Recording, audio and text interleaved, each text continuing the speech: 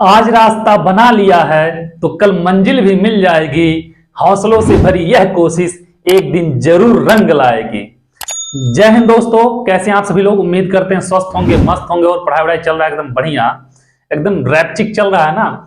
बेटा हम लोग पढ़ रहे हैं क्लास 10th का मैथ का मॉडल पेपर, जो कि प्रीवियस ईयर सेट सॉल्व कर रहे हैं। पिछले वीडियो में हम आप लोगों का 822 HV सॉल्व किए थे बेटा। इसका केवल ऑब्जेक्टिव ही हो पाया था, ठीक है। राजीव से हम लोग राजीव का आंसर सॉल्व कर रहे हैं, ठीक है। तो आप लोगों के पास नहीं है आंसर तो हम करा रहे हैं, अगर मिल पाए तो ले लो और हम यहाँ पे सॉल्व कराते रहेंगे। पूरा इसका जितना भी इसमें दिए क्वेश्चन सब के सब जितने भी सेट दिए हैं सब सॉल्व कराएंगे, ठीक है। तो आज आ जाओ, इसी का बेटा हम लोग खंड ब छोड़ दिए थे, ठीक है। खंड ब छोड़ दिए थे, ऑब्जेक्टिव क्वेश्चन हो पाया था। आज पूरा खंड ब पूरा सॉल्व करेंगे। इसके बाद अगले वीडियो से एक वीडियो में एक मॉडल पेपर पूरा खत्म होगा, ठीक है। तो मजा आएगा एकदम बेहतरीन तरीके से।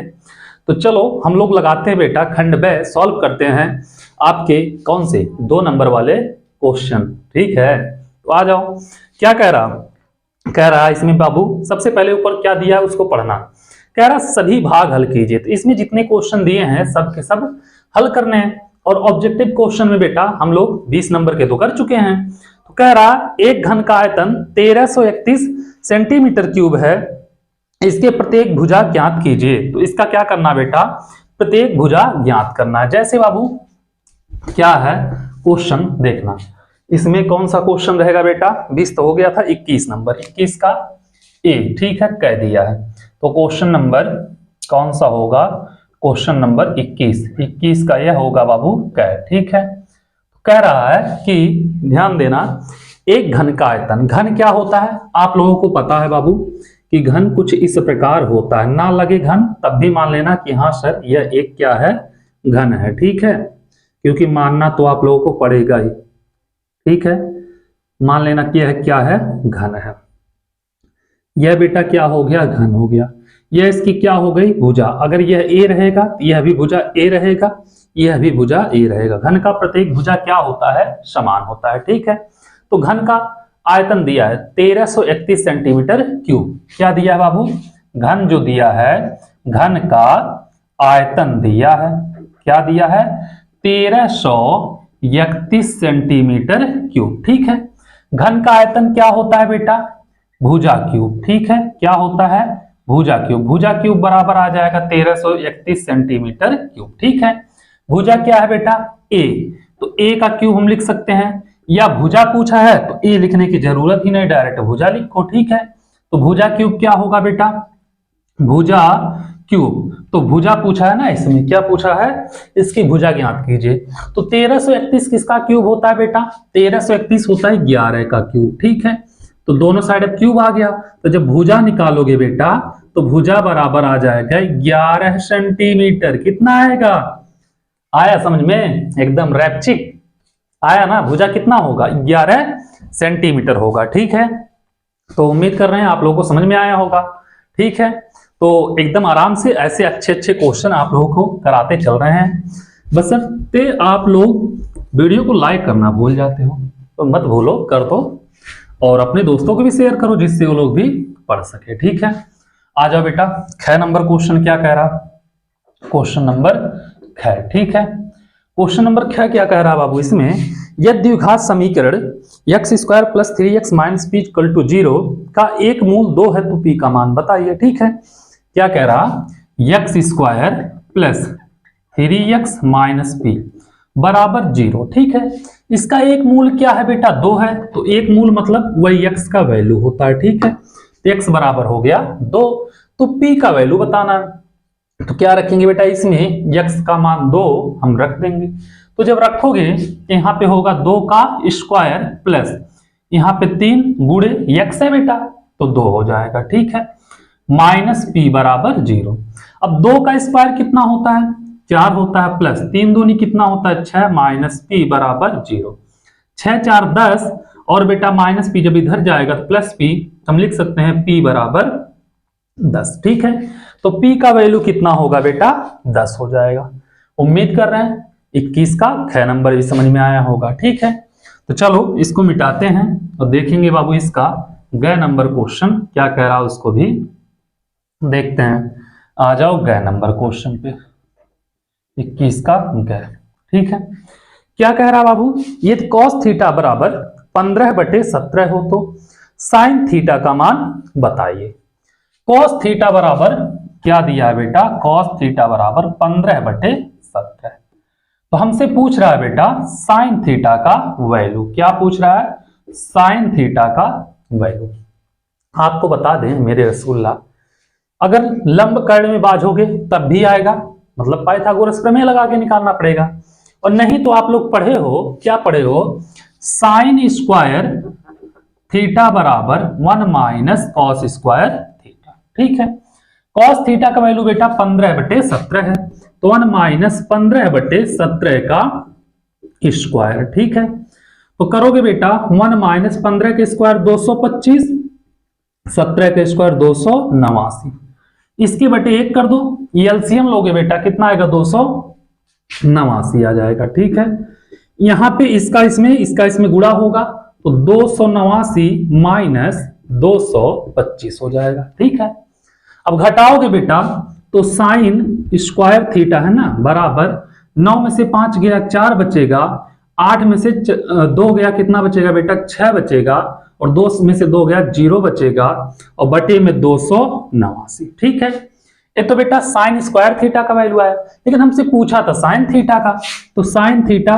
वर्गमूल निकाल लो, स्क्वायर रूट, तो 8 × 8 = 64, 17 17 289, साइन थीटा का वैल्यू आएगा 8/17। ठीक है, तो क्वेश्चन नंबर 21 का गए नंबर भी हो गया, इसको नोट करिए आप लोग।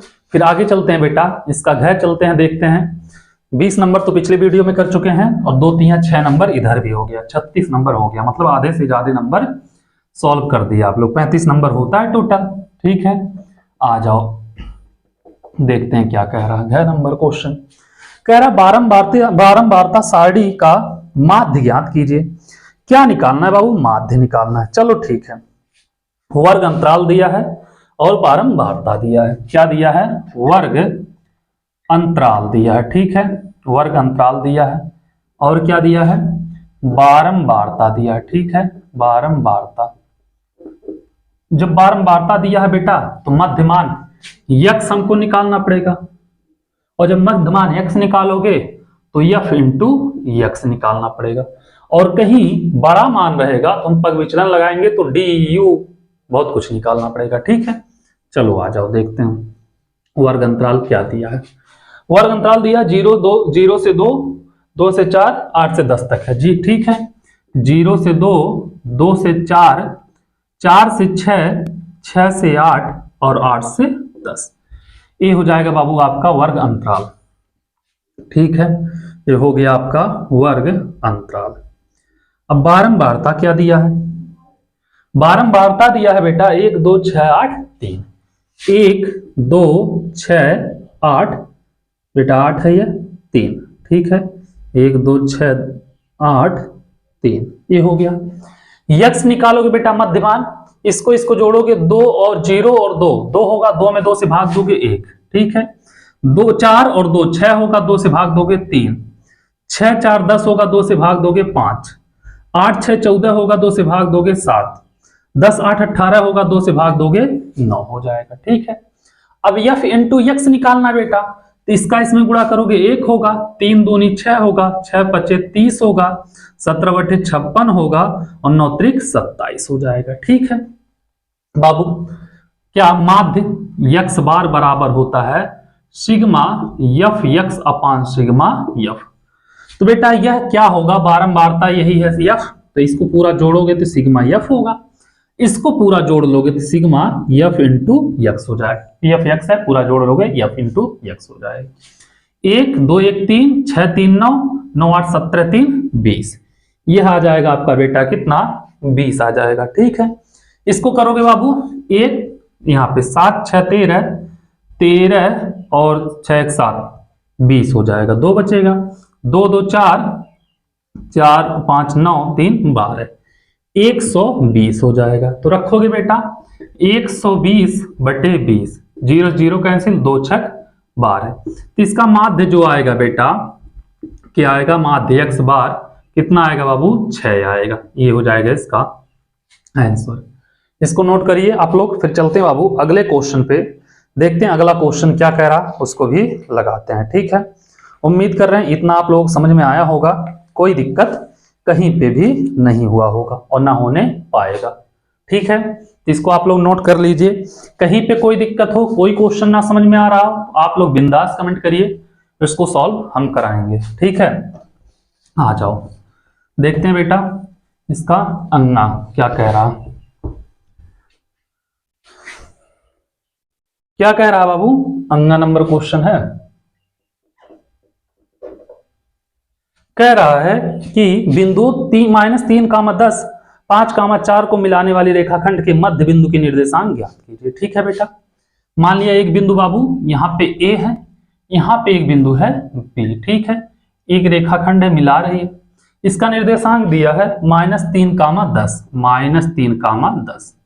इसका निर्देशांक दिया है बेटा कितना, 5, 4। यहाँ पे हो जाएगा 5, यहाँ पे 4। इसका मध्य बिंदु यहाँ कहीं पे बेटा मान लिया P, इसका निर्देशांक है x, y। यही निकालना बाबू। इसको हम मान लेते हैं बाबू x1, इसको y1। ठीक है, इसको मान लेते हैं x2, इसको मान लेते हैं y2। ठीक है, इतना हो जाएगा।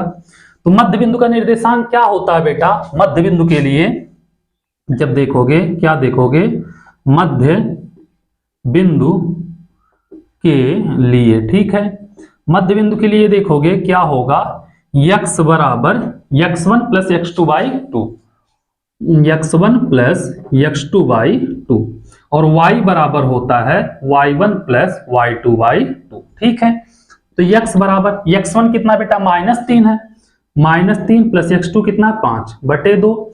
y बराबर क्या है, y1 है बेटा 10, y2 है 4/2। तो बाबू निकालोगे x बराबर क्या होगा, ध्यान देना, -3 प्लस 5 कितना होगा, 2/2 और y बराबर करोगे बेटा तो 10, 4, 14/2, काटोगे यहाँ पे 1, यहाँ पे 7, तो x का मान 1 आएगा, y का मान 7 आएगा। तो इसके निर्देशांक होंगे बेटा 1, 7 हो जाएंगे। ठीक है, उम्मीद कर रहे हैं आप लोगों को अंगा नंबर क्वेश्चन भी समझ में आ गया होगा। ठीक है, चलो इसको नोट करो। फिर 6 नंबर क्वेश्चन देखते हैं। 6 नंबर क्वेश्चन क्या कह रहा, इसको भी लगाते हैं। ठीक है, इतना आप लोग समझ गए होंगे आराम से बेटा।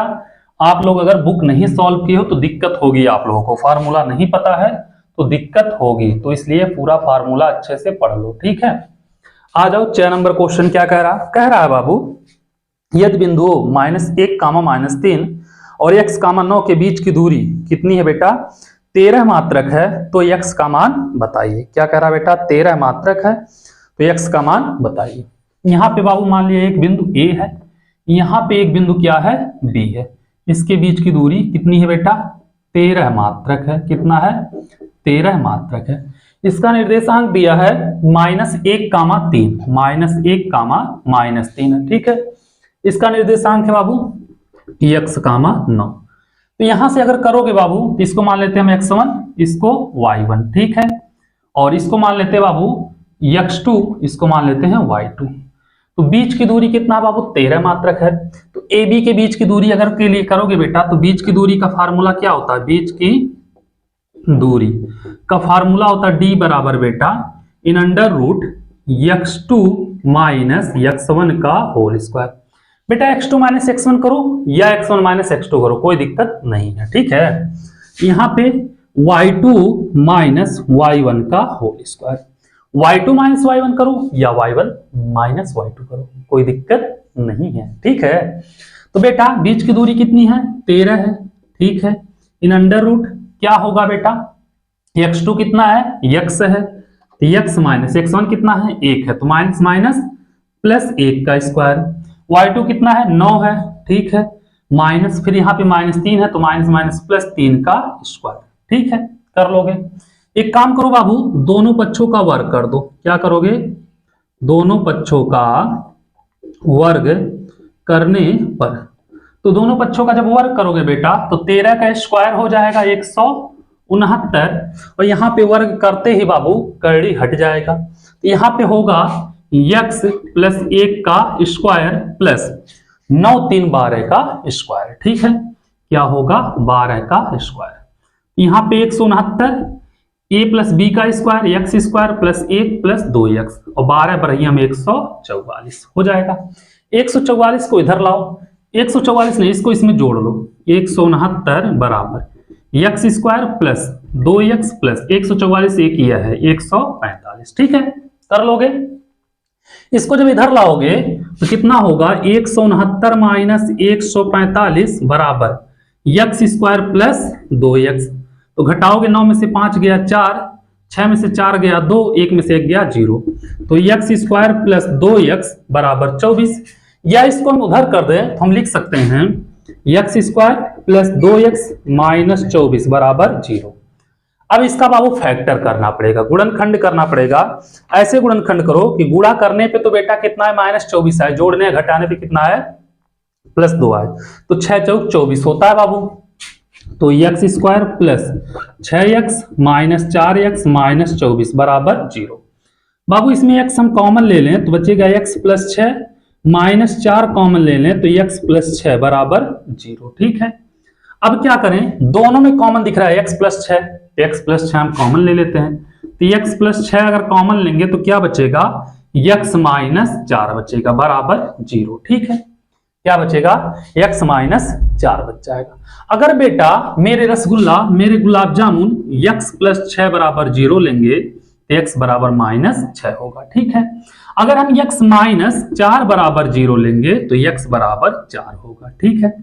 तो जो x का वैल्यू पूछा था यही पूछा था ना, तो क्या हो सकता है बेटा? यही x का वैल्यू या तो -6 या तो 4 हो सकता, दोनों में से कोई एक होगा, ठीक है। या तो कितना होगा? -6 होगा या तो 4 होगा। बाबू यह 2 नंबर का क्वेश्चन है, सर बहुत लंबा है 2 नंबर के लिए, कभी कभी हो जाता है। 2 नंबर का क्वेश्चन 4 नंबर वाला क्वेश्चन दे देता है 2 नंबर में, और 2 नंबर वाला क्वेश्चन दे देता है 4 नंबर में। तो ये चलता रहता है इतना भाई। चलो खत्म हो गया बेटा 2 नंबर वाले क्वेश्चन। 21 नंबर आपके क्वेश्चन खत्म हुए, और आप लोग 2 छक 12 और 20 तो पिछले वीडियो में किए थे, मतलब 42 नंबर अपना फिक्स कर लिए। चलो अब देखते हैं बेटा क्या, अब देखेंगे 4 नंबर वाले क्वेश्चन, क्वेश्चन नंबर 22, ठीक है। आ जाओ क्वेश्चन नंबर 22 क्या कह रहा, इसको लगाते हैं। 22 नंबर क्वेश्चन कह रहा किन्हीं 5 भागों को हल कीजिए। क्या करना बेटा? 5 भाग को हल करना है, लेकिन दिया कितना है? 6 दिया है। तो 6 दिया है, 5 को हल करना है। तो चलो भाई देखते हैं क्या करेंगे, हल करेंगे। क्या करेंगे बेटा? हल करेंगे, लगाएंगे, देखेंगे क्या कह रहा है, ठीक है। अगर आप लोग कोई दिक्कत हो यहां पे हो जाएगा आराम से बाबू।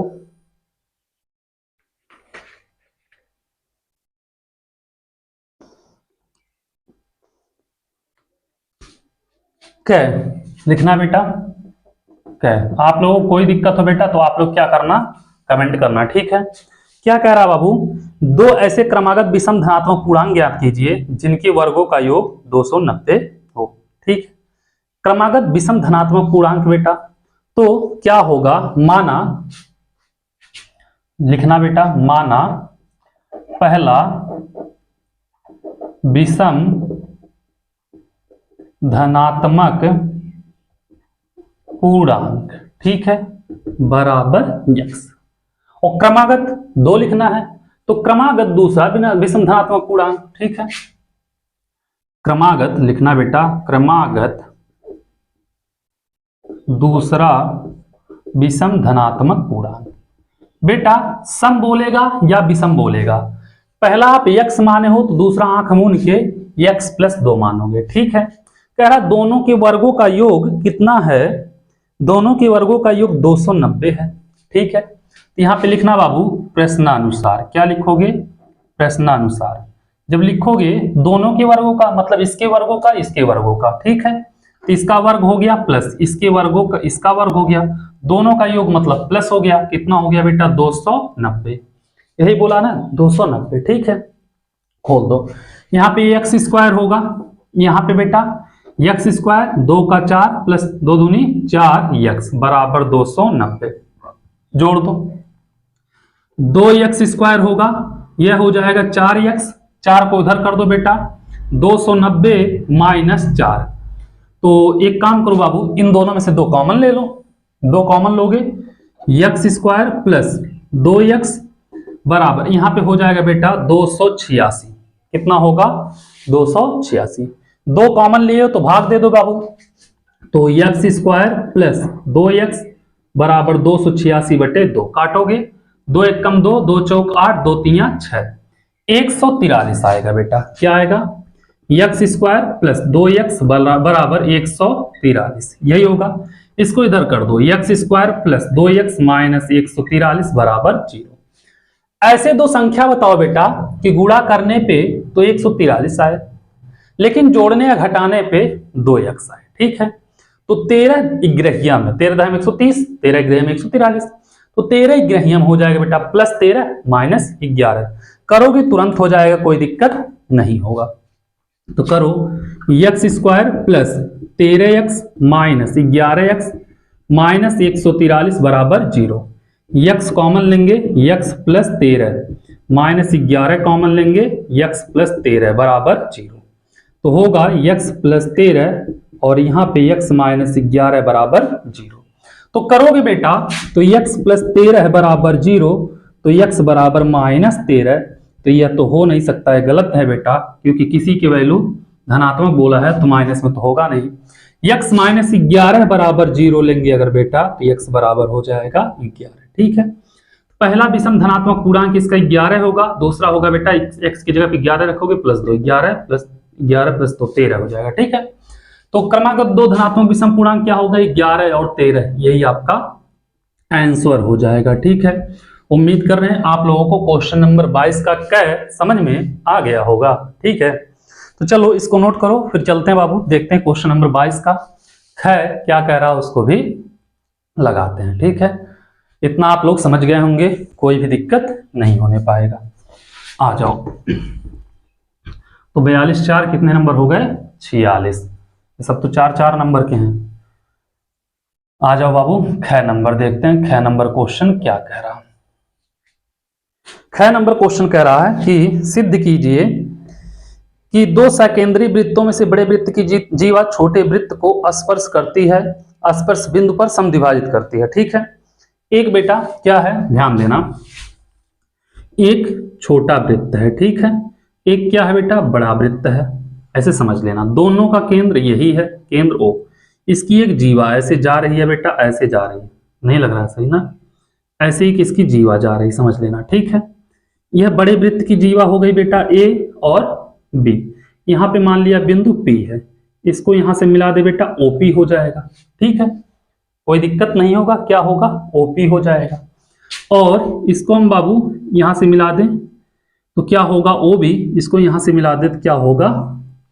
OA हो जाएगा। इतना आपको समझ में आया होगा। कह रहा है बेटा कि सिद्ध कीजिए कि समद्विभाजित करते हैं, मतलब यह जीवा को स्पर्श बिंदु पर यह क्या कर रही, त्रिज्या, इसकी यह त्रिज्या है, यह छोटे वृत्त की त्रिज्या, यह बड़े वृत्त की त्रिज्या है बेटा। अगर देखोगे यह दोनों क्या है, बड़े वृत्त की त्रिज्या है। ठीक है, तो बड़े वृत्त की त्रिज्या आपस में हमेशा बराबर होते हैं।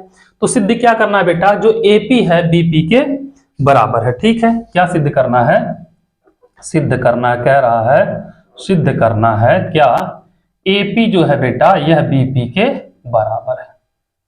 AP जो है BP के बराबर है। एक चीज देखना बाबू, ये स्पर्श रेखा पर त्रिज्या हमेशा लंब होती है। ठीक है, तो यहाँ पे 90 अंश बनेगा, यहाँ पे भी 90 अंश बनेगा, कोई दिक्कत नहीं है। और दूसरी कंडीशन क्या होगी बेटा, यह 90 हो गया, यह 90 हो गया। दूसरी कंडीशन जो OA होगा OB के बराबर होगा, दोनों त्रिज्या है, बड़े वृत्त की त्रिज्या, तो बेटा यह बराबर, इसके सामने की भुजा कोण भी आपस में बराबर होंगे, इसके सामने का कोण भी आपस में बराबर होगा। तो किसी त्रिभुज के 2 कोण आपस में बराबर होंगे, तीसरा ऑटोमेटिक बराबर हो जाता है। ठीक है, तो त्रिभुज OAP OBP देखना, यह सिद्ध करना है। ठीक है बेटा, आ जाओ, लिखना त्रिभुज OAP व त्रिभुज OBP में। ठीक है, क्या देखोगे बेटा, दिया है OA बराबर OB, OA बराबर OB दिया है, OA बराबर OB। क्यों? क्योंकि बेटा बड़े वृत्त की रेडियस है। ठीक है, त्रिज्या है। तो बाबू कोण ए बराबर क्या होगा, कोण बी के। क्यों होगा, क्योंकि समान भुजा के सम्मुख कोण, यह दोनों भुजा आपस में बराबर है, तो इसके सामने के कोण क्या होंगे, बराबर होंगे। तो क्या होगा बेटा, समान भुजा के सम्मुख कोण से। ठीक है, उसके बाद बाबू कोण OPA OPB बराबर होगा। क्यों, क्योंकि दोनों समकोण हैं। कोण OPA बराबर कोण OPB।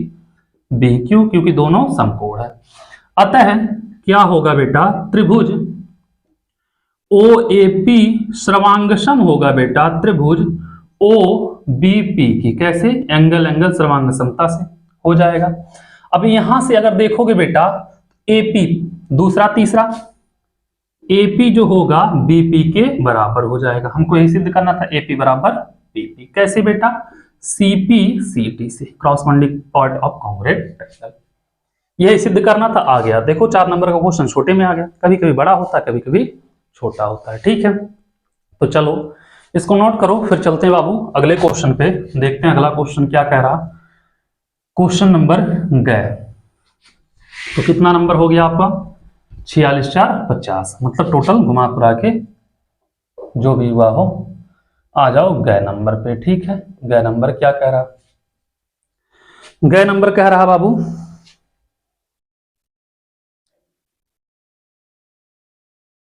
46 4 50 कहां से हो जाएगा, 20 उसमें हुआ था और 12 उसमें, 32 2 40 हुआ। अभी गलत जोड़ रहे थे सब लोग। हाँ, आ जाओ बेटा देखते हैं कितना होगा।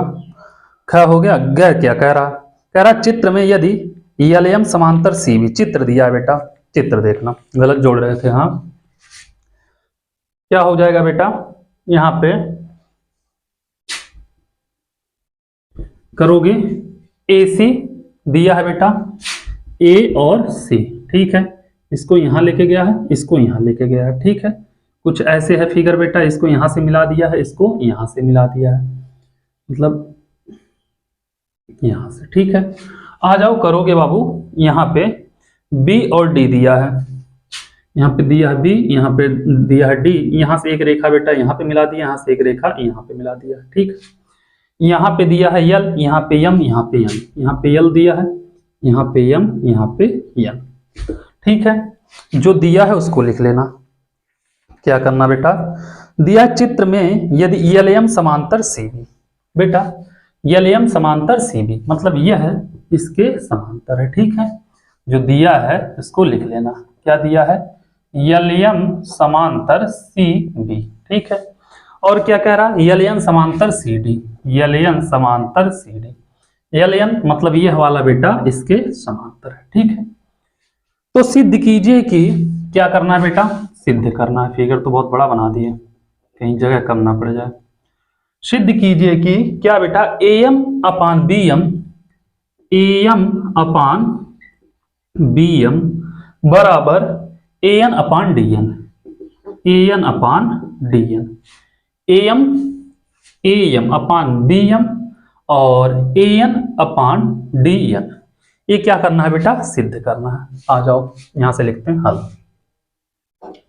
हल, ठीक है बाबू, त्रिभुज ABC में क्या देखेंगे, त्रिभुज ABC में क्या है बेटा, LM समांतर किसके है, BC या CB के। ठीक है, यह क्या किया है बेटा, दिया है। ठीक है, इतना कर लोगे। अब बाबू यह इसके समांतर है, तो क्या होगा, AM जो होगा अपान BM, AM जो होगा अपान बेटा BM बराबर होगा AL अपान CL के, AL अपान CL। कैसे, आधारभूत समानुपातिकता प्रमेय से कर लोगे बेटा। इसको मान लिया समीकरण नंबर 1।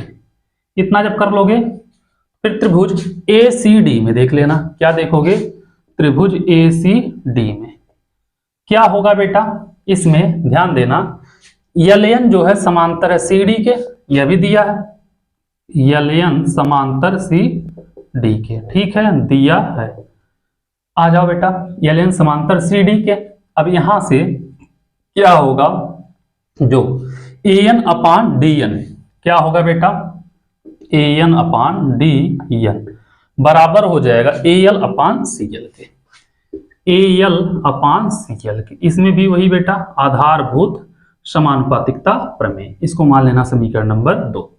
बेटा एक चीज देखना, A L upon C L इसके, A L upon C L दोनों है, यह इसके बराबर है, यही चीज इसके बराबर है, तो समीकरण 1 और 2 से अगर देखोगे 1 व 2 से, ठीक है, क्या होगा, ए एन जो होगा अपान क्या होगा, बी एन बराबर होगा A N upon D N के।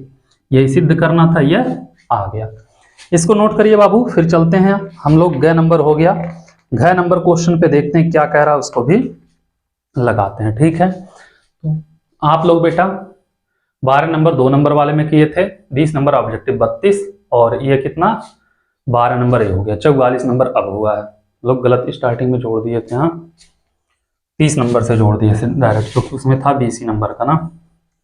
आ जाओ, घ हो गया बाबू, घ नंबर देखते हैं क्या कह रहा, समझ में आ रहा है? चलो, घ हो गया ना, घ क्या कह रहा बेटा, द्विघात बहुपद x square plus 7x plus 10 के शून्य ज्ञात कीजिए और शून्य को तथा गुणांकों के संबंध की सत्यता की जांच कीजिए। क्या करना है बेटा, शून्य को और गुणांकों के संबंध की सत्यता की जांच करना है। X square plus 7x plus 10 दिया, ठीक है, x square plus 7x plus 10, ठीक है बाबू। क्या करना है, ये दिया है द्विघात बहुपद, बाबू क्या निकालना, शून्य निकालना है। तो शून्य का अगर निकालोगे तो इसके बराबर हम 0 मान लेते हैं, ठीक है। इसको बेटा ऐसे दो भागों में तोड़ो, गुणा करने पे तो 10 आए, जोड़ने घटाने पे 7 आए, 5 दूनी 10, 5 2 7 हो जाएगा। X square plus 5x plus 2x और प्लस कितना होगा बेटा 10 बराबर 0। x कॉमन लेंगे तो x प्लस 5 होगा, और यहाँ पे प्लस 2 कॉमन लेंगे तो x प्लस 5 हो जाएगा, ठीक है, बराबर 0। दोनों में कॉमन दिख रहा है बेटा x प्लस 5, x प्लस 5, और यहाँ पे बेटा x प्लस 2 बचेगा बराबर 0। तो x प्लस 5 बराबर 0 लेंगे तो x बराबर -5 होगा, ठीक है, और x प्लस 2 बराबर 0 लेंगे तो x बराबर -2 हो जाएगा, ठीक है। इतना कर लोगे। सत्यता की जांच करने के लिए बोला है बेटा, तो अगर देखोगे क्या, x square plus 7x plus 10 बराबर 0 लें या ना लें, ठीक है। इसको क्या करो बेटा, a x square plus b x plus c से तुलना कर दो, ठीक है। तुलना करने पर करोगे, ए का मान बेटा कुछ नहीं है तो 1 होगा, बी का मान 7, सी का मान 10, ठीक है। सत्यता की जांच करना है बेटा, क्या करना है, सत्यता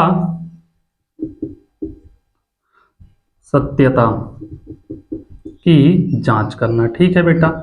जांच करोगे तो क्या होगा, अल्फा प्लस बीटा बराबर -b/a, यही होता है अल्फा प्लस बीटा। इसको बेटा अल्फा बराबर हम मान लेते हैं -5, ठीक है, और बीटा बराबर मान लेते हैं -2, ठीक है। तो अल्फा प्लस बीटा तो कितना -5 और प्लस यहाँ पे -2 बराबर माइनस, बी का वैल्यू कितना 7, ए का वैल्यू 1, तो बेटा -5 प्लस माइनस माइनस और यहाँ पे -7, 5 2 7 बराबर -7। तो बेटा ये तो हो गया सत्यता की जांच। फिर बाबू सत्यता की जांच करेंगे, क्या अल्फा इंटू बीटा बराबर c/a। अल्फा का वैल्यू कितना बाबू -5 है, बीटा का वैल्यू -2 है, यही है। c का वैल्यू कितना बाबू 10 है, a का वैल्यू कितना है 1 है, तो 5 माइनस प्लस 5 दूनी 10 बराबर 10। ये हो गया सत्यता की जांच भी, ठीक है, दोनों बराबर आ गए। ये हो गया क्वेश्चन नंबर 22 का घ। इसको नोट करो, फिर चलते हैं बाबू अंगा नंबर देखते हैं क्या कह रहा, उसको भी लगाते हैं, ठीक है। उम्मीद कर रहे हैं आप लोगों को इतना समझ में आया होगा, कहीं पे कोई दिक्कत नहीं हुआ होगा और ना होने पाएगा, ठीक है। चलो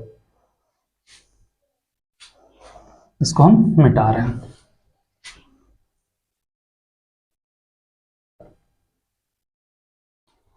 इसमें बेटा आप लोगों को 6 क्वेश्चन दिया रहेगा 22 नंबर में, और करना रहेगा 5 क्वेश्चन, ठीक है।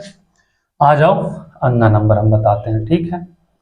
क्या कह रहा है ध्यान देना, कह रहा है कि निम्नलिखित बारंबारता सारणी का माध्य ज्ञात कीजिए। वर्ग अंतराल दिया है बेटा, बारंबारता दिया है, ठीक है। क्या दिया है, वर्ग अंतराल दिया है। ठीक है, तभी हम लोग प्रत्यक्ष विधि से किए थे, अब की बार क्या करें बेटा, पग विचलन विधि से कर दें। एक फार्मूला और आप लोगों को पता हो जाएगा। ठीक है, बारंबारता दिया है और वर्ग अंतराल दिया। वर्ग अंतराल क्या दिया, 0 से 10, 40 से 50, 0 से 10, 10 से 20, 20 से 30, 30 से 40 और 40 से 50। ठीक है बेटा, पग विचलन अगर लगाएंगे तो हमें मध्यमान यक्स तो निकालना ही पड़ेगा। ठीक है, यक्स के बाद डी निकालना पड़ेगा। ठीक है, डी के बाद यू निकालना पड़ेगा। ठीक है, यू के बाद एफ इंटू यू निकालना पड़ेगा। ठीक है, आ जाओ, करोगे आराम से हो जाएगा, कोई दिक्कत नहीं होगा, बहुत आसान है माध्य निकालना। ठीक है, आ जाओ यहाँ पे। माध्य का फार्मूला क्या होता है बेटा, पहले बारंबारता लिख लो फिर बता रहे हैं। 2 4 7 3 2, 2 4 7 3 2। बेटा पग विचलन से अगर माध्य निकालोगे x बार बराबर a plus sigma F you upon sigma F into H, यही होता है फार्मूला। यह चीज अगर आपको पता है इसमें क्या क्या है, कैसे क्या निकाला जाता है, यहाँ पे उठा के सब रख दो, आंसर दौड़ते हुए आएगा। ठीक है, तो आ जाओ देखते हैं बाबू। मध्यमान x निकालने के लिए इसको इसको जोड़ेंगे, फिर 2 से भाग देंगे तो 0 10 10, 10 में 2 से भाग दोगे 5, 10 20 30, 2 से भाग दोगे 15, 30 20 50, 2 से भाग दोगे 25, तो 10 का अंतर चल रहा है बेटा 35, यहाँ पे 45, इतना हो जाएगा, कोई दिक्कत नहीं है। अब बाबू यहाँ पे a आता है, a क्या करते हैं मध्यमान में बीच वाली संख्या, जैसे यहाँ पे कितना 1 2 3 4 5, तीसरा ले लेंगे a। अगर 6 होता बेटा, यहाँ पे 6 होता, तीसरा या चौथा, दोनों में से कोई भी ले सकते थे। ठीक है, तो a बराबर हो गया बेटा आपका 25। ठीक है, a बराबर 25। d है बेटा निकालना, d बराबर होता है x माइनस a। ठीक है, तो बाबू 5 में से 25 घटाओगे यहाँ पे आएगा -20, 15 में से 25 घटाओगे -10, 25 में से 25 घटाओगे 0, 35 में से 10, यहाँ पे 20 हो जाएगा। ठीक है, अब बाबू इसके बीच का जो अंतर होता है वो होता है h, तो h बराबर हो जाएगा 10, 10 का अंतर चल रहा है, तो इसमें u निकालना, u बराबर होता है बेटा d बाई h, तो d 20 है, h 10 है, तो 20 में 10 से भाग दोगे -2। ठीक है, 10 में 10 से भाग दोगे -1, 0 1 2 कर लोगे। अब बाबू f इंटू यू, 2 दूनी 4, -4 होगा, 4 एक कम 4, -4 होगा, 0 है बेटा कोई भी संख्या रहेगा 0 हो जाएगा, 3 एक कम 3। ठीक है, 2 दूनी 4, इसको क्या करो बेटा जोड़ लो, सिग्मा एफ हो जाएगा, जोड़ोगे 2 4 2 6, 7 6 13 3, 16 2 18, कितना हो जाएगा बेटा ये 18 होगा। ठीक है, कर लोगे, इसको करोगे 4 4 8 -8 और 4 3 7 +7, तो बचेगा -1, इसको कहेंगे सिग्मा एफ इंटू यू। उठा के रख दो बेटा, सिग्मा एफ इंटू यू बराबर -1, सिग्मा एफ बराबर 18। ठीक है, रखोगे a का मान 25 प्लस -1 बटे सिग्मा एफ 18, एच 10 है। ठीक है, कर लोगे, इसका गुणा इसमें करोगे 25 प्लस माइनस हो जाएगा। ठीक है बेटा, और 10 एकम 10 बटे 18। एक काम करना बेटा, 10 में आप लोग 18 से भाग दे देना, 0.55 आएगा। ठीक है, क्या आएगा 25 माइनस 0.55, तो 24.45 के करीब बेटा आंसर आएगा। आंसर थोड़ा बहुत इधर उधर लगने में दे सकता है, लेकिन माध्य यही होगा, आपके सामने पड़ा हुआ है।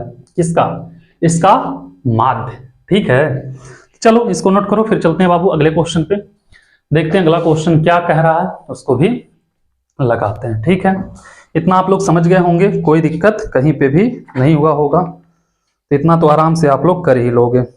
ठीक है, चलो इसमें बेटा हमें 5 क्वेश्चन करना था, 6 क्वेश्चन दिया है, 5 क्वेश्चन हम लोग कर चुके हैं, 6वां हम बता दे रहे हैं इसलिए क्योंकि आप लोग पेपर नहीं सॉल्व, मतलब पेपर में नहीं बैठे, पेपर तो सॉल्व कर रहे हो, तो हर एक क्वेश्चन आना जरूरी होता है। तो चलो इसको हम मिटा रहे हैं, चलते हैं बेटा इसका 6 नंबर क्वेश्चन देखते हैं। तो कितना हो गया होगा लगभग आप लोगों का 44 4 48 4 52 नंबर का हो गया होगा, लेकिन 4 नंबर एक्स्ट्रा देखने जा रहे हैं हम लोग। हाँ, आ जाओ 6 नंबर, तो 70 नंबर का पेपर है, हम लोग सॉल्व करेंगे लगभग 100 नंबर के करीब पहुंचेगा तब तो।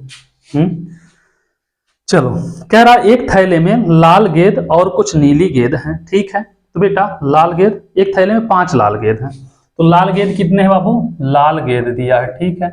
लाल गेंद कितने हैं? 5 है। नीली गेंद कुछ बोला है, तो नीले गेंद कितने हैं बेटा?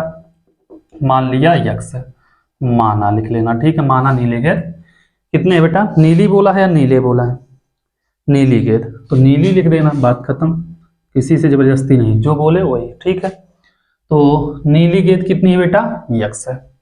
क्या कह रहा है आगे? यदि इस थैले में नीली गेंद निकालने की प्रायिकता लाल गेंद निकालने की प्रायिकता की दुगनी हो तो थैले में नीले गेंद की प्रायिकता ज्ञात कीजिए। बेटा नीली गेंद निकालने की प्रायिकता और लाल गेंद निकालने की प्रायिकता के दुगनी हो, ठीक है। तो बाबू नीली गेंद निकालने की प्रायिकता क्या होगी? कुल गेंद कितने हैं? 5 यह है या और x है। कुल गेंद कितनी होंगी बेटा? कुल गेंद तो 5 प्लस x होगा। तो नीली गेंद निकालने की प्रायिकता क्या होगी बेटा? नीली गेंद निकालने की प्रायिकता क्या होगी बेटा? नीली गेंद की संख्या, नीली गेंद बटे कुल गेंद, ठीक है। नीली गेंद बटे कुल गेंद, ठीक है। कितना होगा बेटा? नीली गेंद x है और कुल गेंद कितना है? 5 प्लस x है, ठीक है। लाल गेंद निकालने की प्रायिकता क्या होगी बेटा? लाल गेंद निकालने की प्रायिकता क्या होगी बेटा? लाल गेंद की संख्या या नीली गेंद की संख्या लिख लेना बेटा, ठीक है। लाल गेंद की संख्या बटे क्या होगा? कुल गेंद हो जाएगा, ठीक है। तो करोगे बेटा, तो यह 5 है लाल गेंद और कुल गेंद कितना है? 5 प्लस x है, ठीक है। प्रश्नानुसार लिखना बेटा, प्रश्नानुसार क्या कह रहा है बेटा? नीली गेंद निकालने की प्रायिकता लाल गेंद निकालने की प्रायिकता की दुगनी है, यही बोला है ना बेटा कि नीली गेंद निकालने की प्रायिकता लाल गेंद निकालने की प्रायिकता की दुगनी है, ठीक है। तो नीली गेंद की जो निकालने की प्रायिकता है बेटा, और यहाँ पे क्या है? लाल गेंद निकालने की, लाल गेंद की प्रायिकता, निकालने की प्रायिकता या प्रायिकता लिख देना है बेटा। यह क्या है? इसके दुगने के बराबर है। तो क्या कह रहा है बेटा? तो थैले में नीली गेंद की संख्या बताइए। तो नीली गेंद क्या माने बेटा? x माने है, हमें निकालना x का वैल्यू निकालना, ठीक है। तो नीली गेंद की प्रायिकता कितना है बेटा? x बटे 5 प्लस x और इसका 2 गुणे 5 बटे 5 प्लस x, ठीक है। तो बेटा एक काम करो, इससे कैंसिल हो जाएगा, x बराबर बचेगा 5 दूनी 10। तो थैले में नीली गेंद कितनी होंगी बेटा? नीली गेंद हो जाएगी आपका कितना? 10 होगा, ठीक है।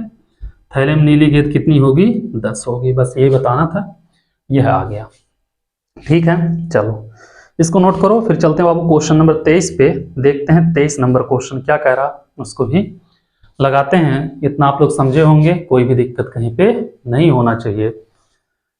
इसको हम मिटा रहे हैं, देखते हैं बाबू 23 नंबर क्वेश्चन को, जो कि कितने नंबर का बाबू? 6 नंबर का क्वेश्चन है। 23 नंबर कितने का बेटा? 6 नंबर का क्वेश्चन है। चलो तो 4 नंबर वाले हम लोग करना 5 ही था, लेकिन कर लिए हम लोग 6, ठीक है, कोई बात नहीं। आ जाओ 23 नंबर क्वेश्चन। 23 नंबर क्वेश्चन क्या कह रहा बाबू? 2 वर्गों के क्षेत्रफल का योग 157 मीटर स्क्वायर है। यदि इनके परिमापों का योग 68 मीटर हो तो वर्गों की भुजा ज्ञात कीजिए। 2 वर्ग दिया है बेटा, तो दोनों वर्ग की भुजा मान लेते हैं। माना लिखना बेटा, माना पहले वर्ग की भुजा बराबर x और दूसरे वर्ग की भुजा बराबर y, ठीक है बेटा, मान लिए।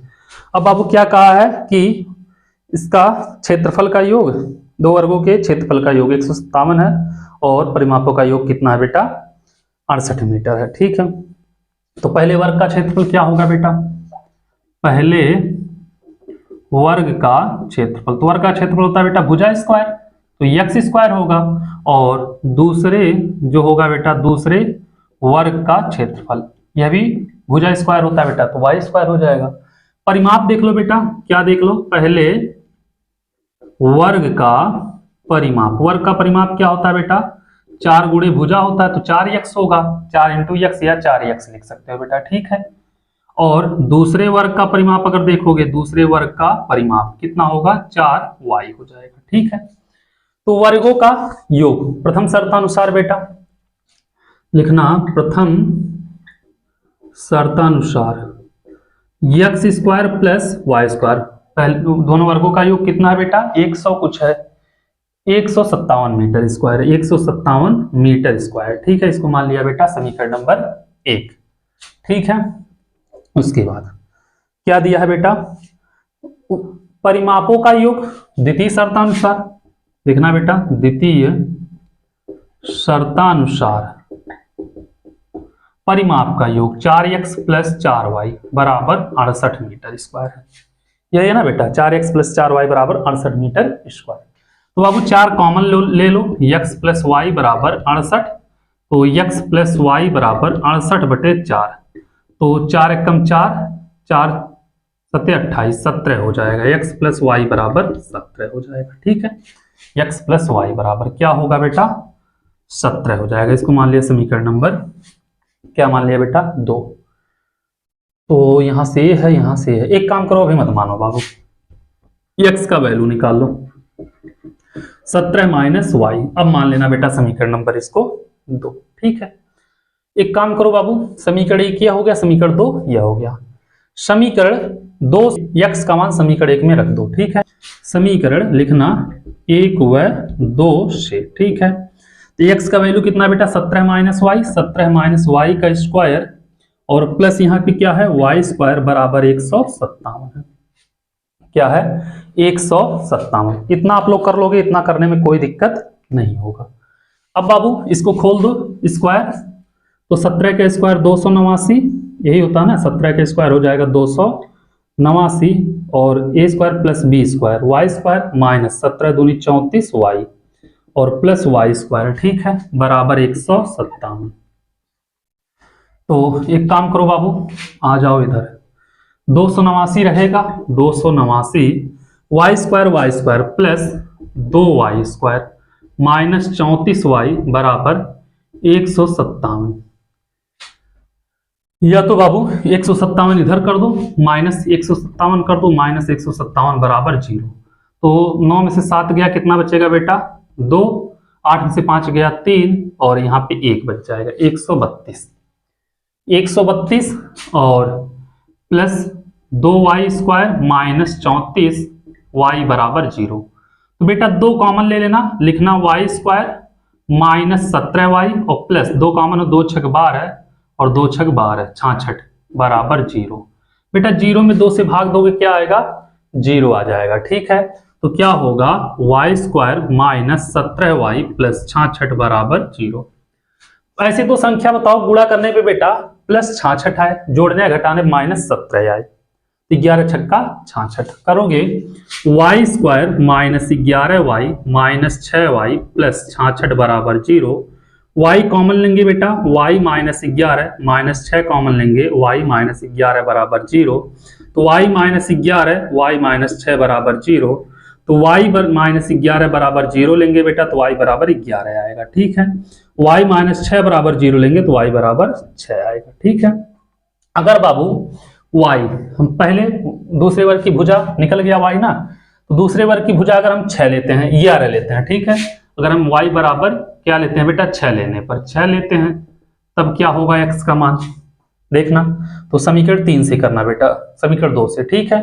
तो समीकरण 2 से करोगे, समीकरण 2 से x बराबर कितना है बाबू? 17 माइनस वाई, तो 17 माइनस 6 बराबर कितना? 11। अगर बाबू हम इसका मान 6 लेते हैं तो इसका मान आएगा 11, ठीक है। अगर हम बेटा y का मान कितना? 11 आया, y बराबर 11 लेने पर तब करोगे समीकरण 2 से, तो x बराबर 17 माइनस वाई है, तो x बराबर 17 माइनस 11 मतलब 6। तो बेटा अगर हम y का मान 11 लेते हैं, दूसरे वर्ग की भुजा 11 लेते हैं, तो पहले का 6 आएगा, ठीक है। ये हो गया आपका क्वेश्चन नंबर 23, 6 नंबर का क्वेश्चन, इसको नोट करिए। फिर चलते हैं बाबू अगले क्वेश्चन पे, देखते हैं अगला क्वेश्चन क्या कह रहा है, उसको भी लगाते हैं गुणनखंड करने। आप लोगों को आता होगा, कोई दिक्कत कहीं पे नहीं होगा। इसको आप लोग नोट कर लीजिए। फिर चलते हैं बाबू अगले क्वेश्चन पे, देखते हैं अगला क्वेश्चन क्या कह रहा है, उसको भी लगाते हैं। ठीक है, उम्मीद कर रहे हैं आप लोगों को इतना समझ में आया होगा, इतने में कहीं पे कोई दिक्कत नहीं हुआ होगा। चलो इसको नोट कर लो, इसको अब हम मिटा रहे हैं।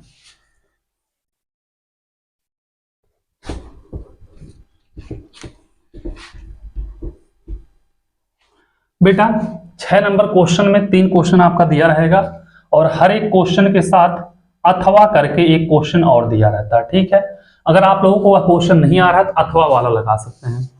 तो अथवा वाला देखना क्या कह रहा है, एक नाव की शांत जल में 18 किलोमीटर, एक नाव की गति शांत जल में 18 किलोमीटर प्रति घंटा है। ठीक है, वह 24 किलोमीटर धारा के विरुद्ध जाने में 24 किलोमीटर धारा की दिशा में आने में 1 घंटा अधिक समय लेता है। जाने में जो है बेटा आने से एक ज्यादा समय ले रहा है, 1 घंटा। धारा की चाल ज्ञात कीजिए। तो बेटा तो मान लिया धारा की चाल पूछा, माना शांत जल में, या माना धारा की चाल, डायरेक्ट लिख लेना। ठीक है, माना धारा की चाल बराबर x किलोमीटर प्रति घंटा, हो जाएगा, कोई दिक्कत नहीं है। और बाबू शांत जल में नाव की चाल कितना दिया, 18 किलोमीटर घंटा, ये दिया ना कि नाव शांत जल में नाव की चाल 18 किलोमीटर प्रति घंटा। तो बेटा धारा की दिशा में नाव की चाल क्या होगी, धारा की दिशा में क्या होगा बेटा, धारा की दिशा में नाव की चाल। चीज ध्यान देना बेटा, जैसे आप लोग साइकिल चलाते जाते हो, जिधर साइकिल चला रहे हो उधर साइड में हवा चल रहा है तो साइकिल तेज चलता है, लेकिन जिधर साइकिल चला रहे हो सामने से हवा आ रहा है, साइकिल क्या होती है, स्लो चलती है। तो साइकिल तेज और स्लो क्यों होती है, क्योंकि बेटा हम तो जो चलाते हैं अपना बल लगाते हैं, चलता ही है, पीछे से हवा की चाल भी जुड़ जाती है। ठीक है, तो साइकिल तेज चलती है। और विरुद्ध क्या होता है, हम जो चाल चला रहे हैं उसमें से हवा की चाल जो है वो क्या कर रहे हैं, हमारी चाल को घटा दे रही है, तो इसलिए साइकिल स्लो चलती है। तो धारा की दिशा में नाव की चाल क्या होगी, x + 18 या 18 + x किलोमीटर घंटा लिख सकते हैं। ठीक है बेटा, और विपरीत दिशा में,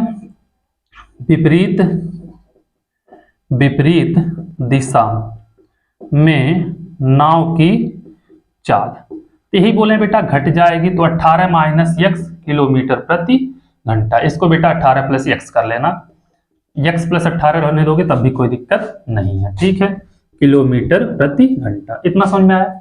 अब बाबू समय, दूरी कितना है, टोटल दूरी कितना दिया है बेटा, दूरी दिया है 24 किलोमीटर जा रहा है और 24 किलोमीटर आ रहा है। ठीक है, तो बेटा जाने में लगा समय और विपरीत दिशा में आने में लगा समय। ठीक है, धारा की दिशा में, धारा की दिशा में जाने में लगा समय, समय बराबर बेटा दूरी बटे चाल, यही होता है। तो समय जो होगा क्या होगा बेटा, दूरी तो 24 है और चाल कितना है बेटा, 18 + x है। ठीक है, विपरीत दिशा में आने में लगा समय, विपरीत दिशा में आने में लगा समय, तो बेटा यह भी दूरी बटे चाल होगा, क्या होगा, दूरी बटे चाल ही होगा।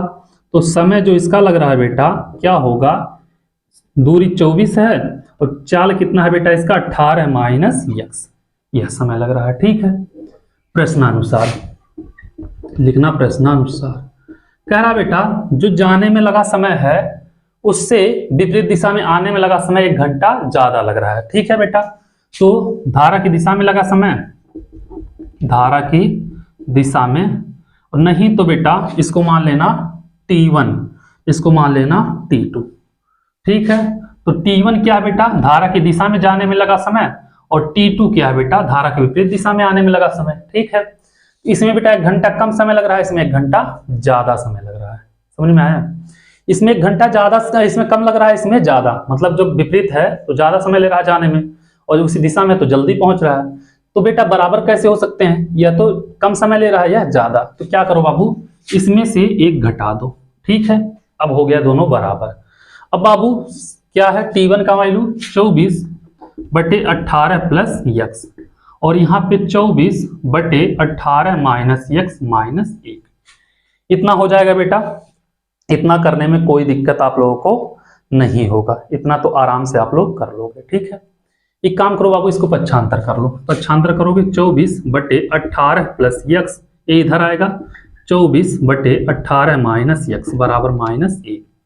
बाबू 24 कॉमन ले लेना, इसका गुणा इसमें 18 माइनस यक्स और बड़ा ब्रैकेट लगाना। ठीक है, इसका गुणा इसमें करोगे बेटा -18 माइनस यक्स और दोनों का आपस में 18 प्लस यक्स और 18 माइनस यक्स। ये तो सॉल्व कर लोगे आप लोग ना, गुणा भाग तो आता है आप लोगों को ना।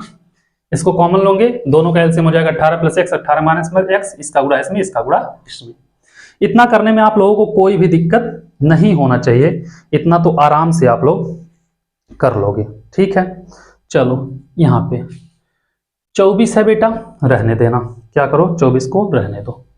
24 इसको खोलोगे बेटा, ब्रैकेट ये तो है बाहर, रहने दो। 18 माइनस यक्स, ये माइनस हो जाएगा बेटा, 18 minus minus plus x, 18 minus x और माइनस माइनस प्लस यक्स, तो 18 से 18 कट जाएगा और यक्स से तो यक्स कट जाएगा।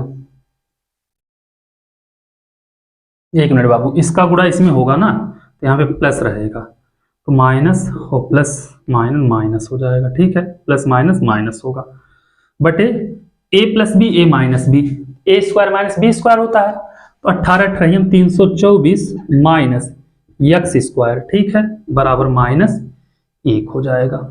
आ जाओ आगे बाबू, 18 से 18 कैंसिल, -2x हो जाएगा, तो क्या होगा -x माइनस 2x और -2x का 24 में गुणा होगा, 24 दूनी क्या हो जाएगा बेटा 48x, तो माइनस क्या होगा 48x बराबर, इसका गुणा इसमें होगा -324 और इसका गुणा इसमें होगा minus minus plus x square. ठीक है, इसको बेटा उधर कर लो, तो यक्स स्क्वायर प्लस 48x और -324 बराबर 0।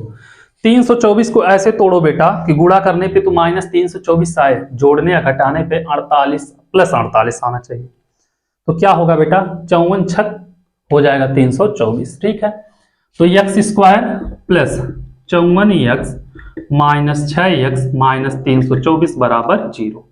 यक्स कॉमन लोगे, यक्स प्लस 54 माइनस 6 कॉमन लोगे, यक्स प्लस 54 बराबर 0 हो जाएगा। ठीक है, दोनों में कॉमन होगा बेटा x प्लस 54, बचेगा x माइनस 6 बराबर 0।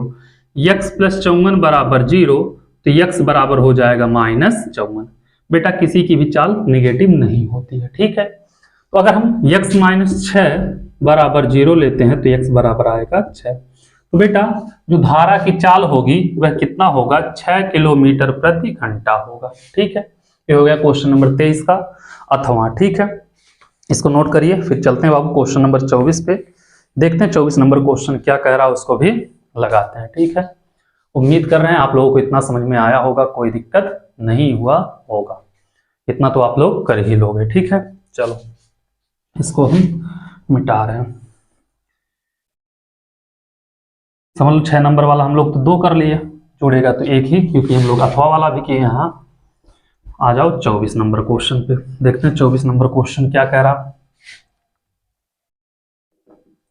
24 नंबर क्वेश्चन को भी लगाते हैं। ठीक है, 24 नंबर और 25 नंबर 2 क्वेश्चन है, लेकिन 2 क्वेश्चन में ही कई क्वेश्चन हो जा रहे हैं, इसलिए लंबा हो जाएगा। कह रहा बेटा एक पेडेस्टल के शिखर पर 1.6 मीटर ऊंची मूर्ति लगी है। एक पेडेस्टल है बेटा, उसके शिखर पर मतलब क्या है, एक पेडेस्टल है जिसपे मूर्ति उर्ति रखी जाती है, मान लो ऐसे एक पेडेस्टल है। ठीक है बेटा, इसके शिखर पर 1.6 मीटर ऊंची मूर्ति, मान लिया है एक मूर्ति है, समझने के लिए ये मूर्ति नहीं लग रहा किसी एंगल से। ठीक है बेटा, इतनी ऊंची मूर्ति लगी हुई है। कह रहा है भूमि के एक बिंदु से मूर्ति के शिखर का उन्नयन कोण 60 है। मान लिया बेटा भूमि का एक बिंदु यह है और पेडेस्टल के शिखर का उन्नयन कोण 60, यह हो जाएगा 60। ठीक है, उसके बाद क्या कह रहा है बाबू 60 है और उसी बिंदु से पेडेस्टल के शिखर का उन्नयन कोण 45 है। बेटा इसी बिंदु से पेडेस्टल का शिखर का उन्नयन कोण कितना है 45 है। ठीक है, तो क्या कह रहा है बाबू और आगे पेडेस्टल की ऊंचाई बताइए। तो मान लिया बेटा पेडेस्टल की ऊंचाई क्या है, ये अच्छा है, यही हमसे पूछा है।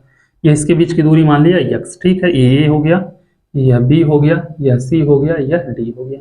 त्रिभुज ABC में अगर हम देखें बेटा त्रिभुज ए बी सी में कितना है बेटा, tan 45 है। tan 45 बराबर लंब बटे आधार होता है, लंब क्या होगा, h आधार x होगा, तो h बटे x, इसका वैल्यू 1 होता है बेटा, h बटे x, इसके बटे 1 कर दो, गुणा करोगे x जो होगा बेटा h के बराबर होगा। ठीक है, समीकरण नंबर 1। त्रिभुज ए बी डी में देख लो बेटा क्या होगा, त्रिभुज ए बी डी में बाबू यहाँ पे tan 60 होगा, लंब बटे आधार, लंब क्या होगा बी डी, आधार क्या होगा ए बी होगा, तो बी डी बटे ए बी।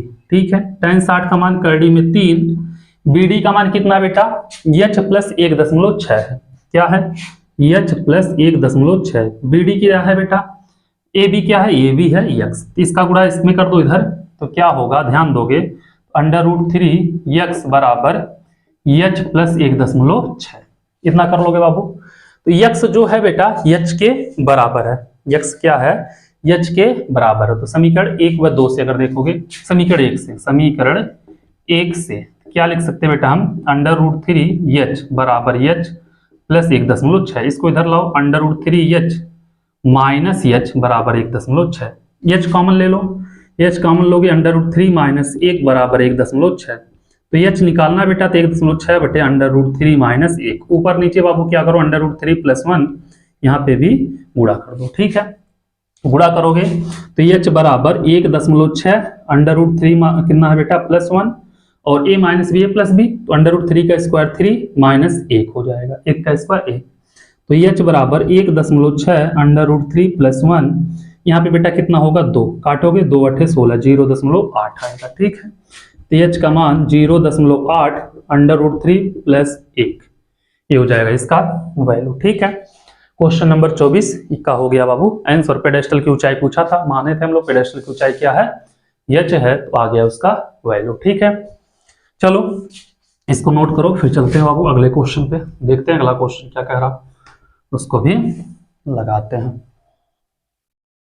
आ जाओ क्वेश्चन नंबर 25वें क्वेश्चन पे, नहीं 24 का 8वां भी तो होगा, 24 का 8वां देखते हैं बाबू क्या कह रहा, उसको भी। एक 80 मीटर चौड़ी सड़क है, क्या कह रहा बेटा, 80 मीटर चौड़ी सड़क है। ठीक है, तो 80 मीटर चौड़ी सड़क है तो रहने दो, क्या दिक्कत है। एक 80 मीटर चौड़ी सड़क के दोनों ओर आमने सामने समान ऊंचाई के 2 खंभे लगे हुए। ठीक है, एक बेटा 80 मीटर चौड़ी सड़क है, मान लिया चौड़ी सड़क है जिसकी चौड़ाई कितना है बाबू 80 मीटर है पूरा। ठीक है, इसके सामने दोनों ओर आमने सामने समान ऊंचाई के 2 खंभे लगे हुए हैं। ठीक है, उसके बाद क्या कह रहा बाबू, खंभे लगे हुए हैं, बीच दोनों खंभों के बीच सड़क के एक बिंदु से दोनों समखंभों के शिखर का उन्नयन कोण क्रमशः 30 60 व 30 है। ठीक है बेटा, एक बिंदु मान लिया यह है, यहां से दोनों खंभे के शिखर का उन्नयन कोण कितना है बेटा 60 व 30 है, तो यह 30 हो जाएगा बाबू, यह कितना होगा 60 हो जाएगा। ठीक है, उसके बाद क्या कह रहा उस खंभे की ऊंचाई और खंभे से बिंदु की दूरी ज्ञात कीजिए। तो खंभे की ऊंचाई बताना बेटा, और खंभे से बिंदु की दूरी बताना है। क्या बताना है, खंभे से बिंदु की दूरी बताना और खंभे की ऊंचाई बताना है। ठीक है, तो हम मान लेते हैं बेटा इसको, क्या मान लेते हैं बेटा, ए, इसको बी, इसको सी, इसको डी, इसको ई। ठीक है, मान लिया बाबू इधर यहां से यहां तक के बीच की दूरी क्या है x है, क्या है बाबू, यहां से यहां तक के बीच की दूरी x, इतना x हो गया, इतना कितना होगा बेटा, टोटल 80 है, तो ये इतना हो जाएगा 80 माइनस x हो जाएगा। ठीक है, इसकी ऊंचाई मान लिया बेटा h, तो इसकी भी ऊंचाई h आएगी क्योंकि दोनों समान ऊंचाई के हैं। ठीक है, उसकी h तो इसकी भी क्या होगी h ही होगी, हमें h निकालना है। और बेटा BC के बीच की दूरी, BC के बीच की दूरी मतलब x और 80 माइनस x निकालना है। ठीक है, तो अगर हम त्रिभुज ले लें, क्या लेने बाबू, DCE या CDE में त्रिभुज, यहाँ पे बेटा अथवा है ना, अथवा करके लिख देना, त्रिभुज CDE में क्या होगा बेटा, tan कितना है, tan 60 अंश है बराबर h बटे x हो जाएगा, लंब बटे आधार, इतना दूर क्या है आधार है। ठीक है, करोगे tan 60 का मान √3 h बटे x, x को इधर करोगे √3 x बराबर h, ये हो जाएगा बेटा। या आप लोग h की वैल्यू निकालना चाहते हो गया बेटा, x की वैल्यू निकालना चाहते हो तो x बराबर एच बटे √3 हो जाएगा। ठीक है, दोनों में से जिसकी जरूरत लगेगी वह हम यूज कर लेंगे। आ जाओ आगे। त्रिभुज बेटा ए बी सी में देख लेते हैं। त्रिभुज ए बी सी में कितना है बाबू, tan 30 अंश है। tan 30 अंश ए बी क्या होगा, इसका लंब होगा, बी सी आधार होगा, तो एच बटे 80 माइनस यक्स। ठीक है, करोगे बेटा। करड़ी में tan 30 का मान 1 करड़ी में 3 होता है, एच बटे 80 माइनस यक्स कर लोगे बाबू, कोई दिक्कत नहीं है। यहां से इसका गुणा इसमें, इसका गुणा इसमें करोगे तो 80 माइनस यक्स बराबर एच करड़ी में 3 या करड़ी में 3 एच भी लिख सकते हैं इसको। ठीक है, इतना हो जाएगा। यक्स का वैल्यू बेटा कितना है, यक्स का वैल्यू है एच बटे करड़ी में 3, तो यक्स का वैल्यू आ जाएगा बेटा एच बटे करड़ी में 3 हो जाएगा, या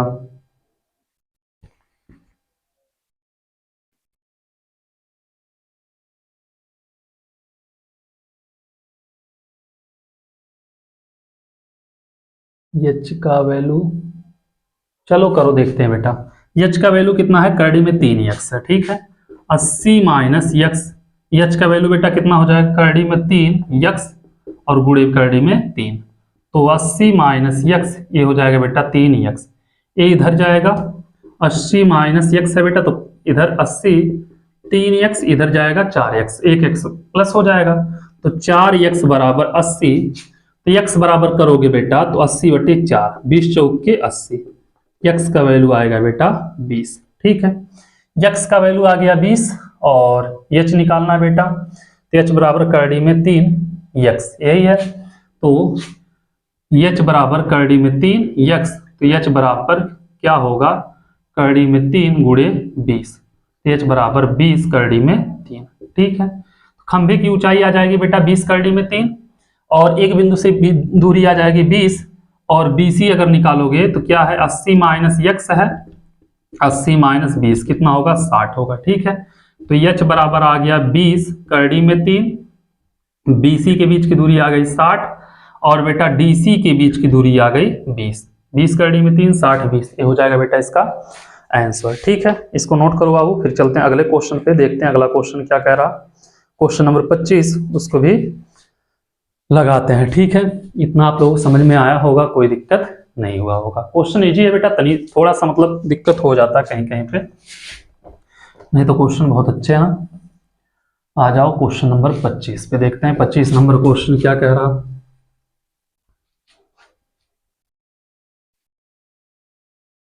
आ जाओ 25 नंबर पे। ठीक है, 25 नंबर क्वेश्चन कह रहा बाबू कि एक जूस बेचने वाला अपने ग्राहकों को दी गई आकृति में दर्शाए गए गिलासों से जूस देता है। बेलनाकार गिलास का आंतरिक व्यास 5 ठीक है सेंटीमीटर था, परंतु गिलास के निचले आधार में एक उभरा हुआ अर्धगोला था। क्या था बेटा? उभरा हुआ अर्धगोला। गिलासों की धारता कम हो जाती थी, जिससे क्या होता था बेटा? गिलास की आयतन कम हो जाता था। यदि गिलास की ऊंचाई 10 सेंटीमीटर थी तो गिलास की आभासी धारता एवं वास्तविक धारता ज्ञात कीजिए। ठीक है, क्या करना है? उसकी आभासी धारता और वास्तविक धारता ज्ञात करना है। ठीक है, चलो बेटा यहाँ पे फिगर दिया है साइड में, देखना। एक गिलास दिया बाबू, ऐसे कुछ है। क्या है? एक गिलास ऐसे कुछ है। यह क्या है बाबू? एक गिलास है। ठीक है, यह गिलास है। इसकी व्यास कितना है बेटा? 5 सेंटीमीटर। क्या है बेटा? 5 मीटर का कहीं ना बना दे गिलास। हाँ, व्यास दिया है बेटा 5 सेंटीमीटर, तो इसकी त्रिज्या r जो होगी 5/2 सेंटीमीटर हो जाएगी। ठीक है बेटा, और इसकी ऊंचाई कितना दिया है? ऊंचाई भी 5 सेंटीमीटर दिया है ना। इसकी ऊंचाई कितना दिया है बेटा? 10 सेंटीमीटर दिया, सॉरी ऊंचाई दिया बाबू 10 सेंटीमीटर।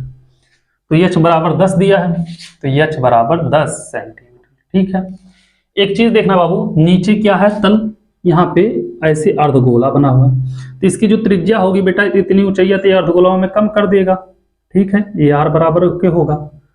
ठीक है, क्या होगा? यह r के बराबर होगा। तो इसकी आभासी धारता जो होगी बेटा बेलन की πr² होगी। ठीक है, और वास्तविक धारता जो होगी बेटा, क्या करेंगे हम? अर्धगोले की धारता निकाल के हम क्या करेंगे?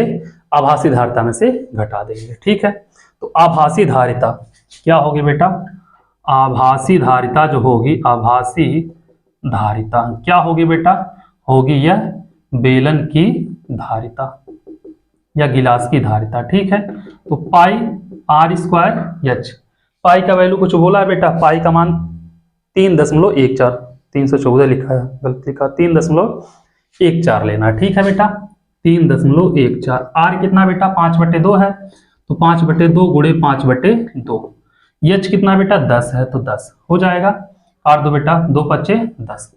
तो करोगे 3.14 में क्या करेंगे हम बेटा, 5 गुणे 5 गुणे 5 से गुणा करेंगे। ठीक है, तो आएगा 392.5 आएगा, 314 गुणे 5×5 = 125/2 करोगे बेटा, 392 क्या आएगा, 392.5/2 आएगा। क्या आएगा बेटा, 392.5/2, या इसमें भाग दोगे तो 196.25 आएगा। ठीक है, 392.5/2 करोगे भाग दोगे बेटा 196.25 आएगा। ठीक है, अब अर्धगोले की, ये तो बेटा आभासी धारिता हो गया। ठीक है, इसमें अर्धगोला बना हुआ है, अर्धगोले की धारिता क्या होगी बेटा, अर्धगोले की धारिता क्या होगी बेटा, 2/3 पाई आर क्यूब, यही होता है 2/3, पाई का मान 3.14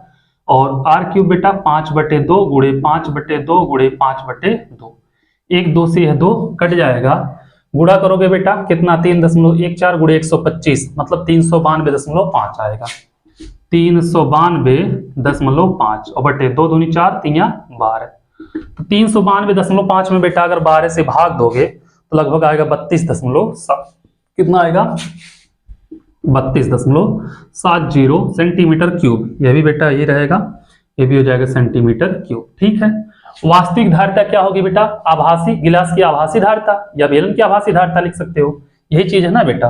क्या दिया है, वास्तविक धारिता पूछ रहा है, वास्तविक धारिता तो क्या होगी, गिलास की या बेलन भी लिख सकते हो बेटा, गिलास की आभासी धारिता। ठीक है बेटा, माइनस अर्धगोले की धारिता हो जाएगी। ठीक है, तो कितना बेटा, 196.25 माइनस 32.7, 196.25 में से जब 32.7 घटाओगे तो 163.5 क्या आएगा बेटा, सेंटीमीटर क्यूब आएगा इसकी धारिता। क्वेश्चन नंबर 25 का हो गया बेटा यह आंसर, इसको नोट करिए। फिर चलते हैं बाबू अगले क्वेश्चन पे, देखते हैं क्वेश्चन नंबर 25 का अथवा करके दिया है। ठीक है, उसको भी लगाते हैं, इसको आप लोग नोट कर लीजिए। उम्मीद कर रहे हैं आप लोगों को इतना समझ में आया होगा, कोई दिक्कत 25 की क्यों मिटा रही है।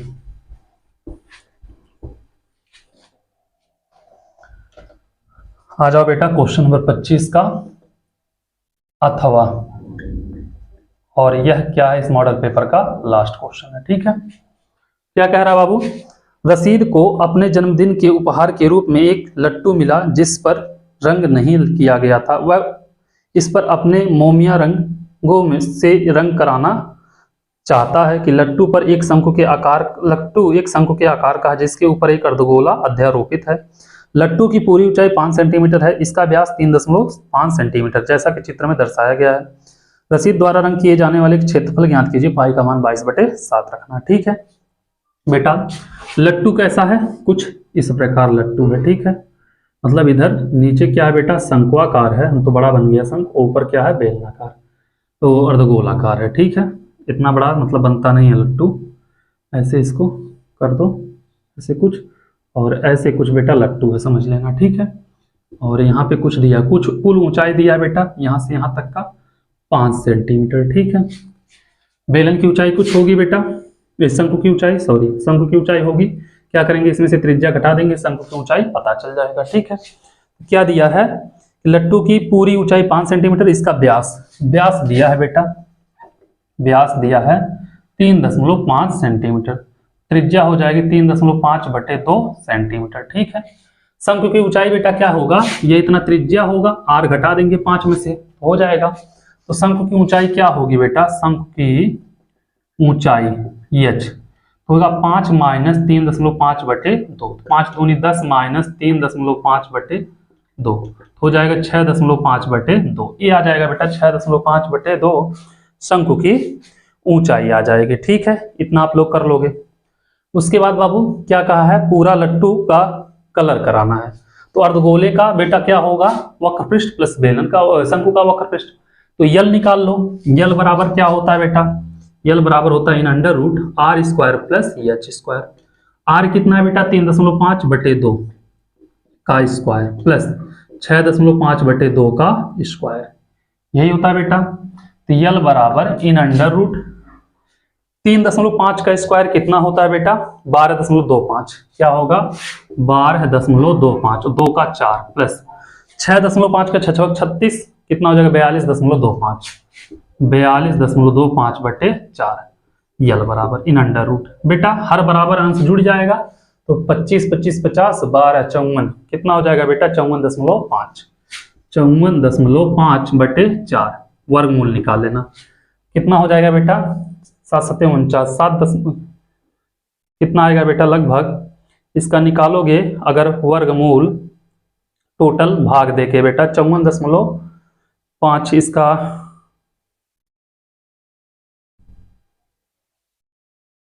42 54.5 तो इसका लगभग आएगा बेटा टोटल